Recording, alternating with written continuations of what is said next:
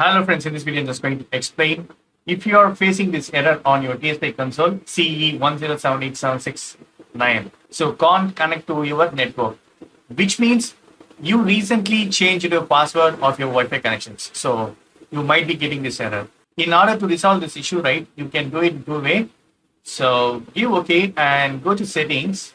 Okay, go to settings and come to network. Under network, right? So my Wi-Fi connection is failed. That's why I'm getting the error. In order to change that, right, you can remove your Wi-Fi connections. So here we need to go to settings. Under settings, right, come to set up internet connections.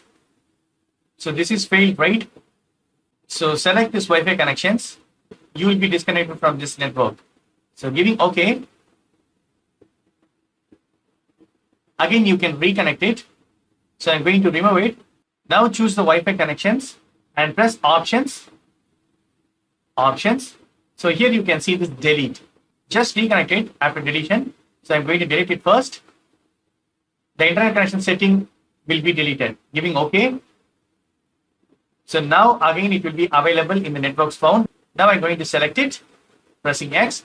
If your Wi-Fi network is not connected properly, you can delete the settings and you can reconnect it in this way. So I'm going to enter the password.